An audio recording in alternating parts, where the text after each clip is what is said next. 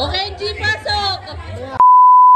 Last June 25, 2025, ito yung araw ng birthday ni Mama. Ito rin yung araw kinabukasan pagkatapos ng libing niya. Nag-decide nga akong i-celebrate yung birthday niya kasama ng buong pamilya, mga kapatid, pamangkin at mga apo dito sa McDo. McDonald's lang naman kasi yung huling wish niya na gusto niya daw mag-birthday. Nagtataka nga kami, bakit McDonald's? Sabi niya, ngayon niya lang daw kasi na-appreciate ang sarap daw pala sa McDo. Ang kaso nga lang, hindi niya na naabutan yung birthday niya. Ganun pa man, kami na lang magse-celebrate para sa'yo ma ng birthday mo dito sa McDonald's na sama-sama kaming lahat at kompleto. Nakakapanibago lang na nag-celebrate kami ng birthday mo ngayon nang hindi ka kasama. Usually kasi taon-taon kasama ka namin at ikaw yung nagre-request kung saan mo gusto at sinusunod ko naman yun. Kaya kahit ngayon, kita mo naman kahit wala ka na, kompleto kami at sinelebrate pa rin namin yung huling wish mo. Sinelebrate namin ang birthday mo ng masaya pero hindi ibig sabihin na kakalimutan na namin na nawala ka. Alam namin na masayahing tao ka kaya kapag malungkot kami, alam naming malulungkot ka rin. Kaya sana naging masaya ka sa araw ng birthday mo dyan sa heaven.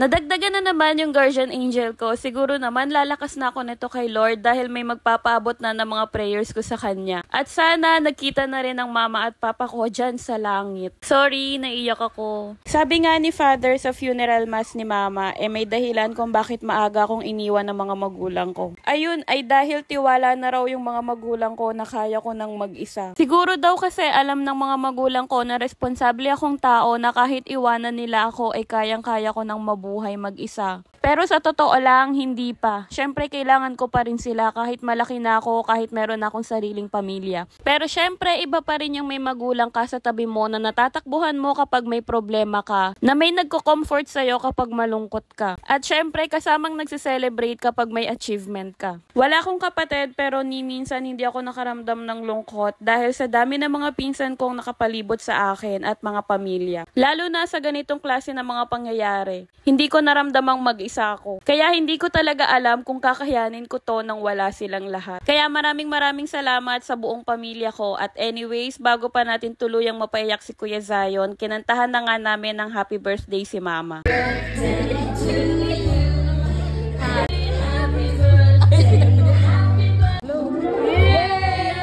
After niya, nag-photo op na nga kami, kada family. Nag-photo op kasama si Mama at yung birthday cake niya. Ganon din yung mga magkakapatid. Dito na nga rin namin kinain yung cake na dinala namin para kay Mama. Tapos, kung hindi namin naubos, tinake out na lang namin. After niyan, yung mga bata naglaro din dito sa play area ng McDonald's. O diba, nakalibre pa sila ng laro dahil nga gabi na to at wala ng tao. Parang sila na lang yung nandito. Masaya ba to, Mama? Nakakalungkot lang na hindi na mapapanood ni Mama itong vlog na to. Usually kasi siya ang unang likers ko sa mga videos ko. Sana may TikTok rin sa heaven, no? Para mapanood niya pa rin to. Apo tayo, Mama.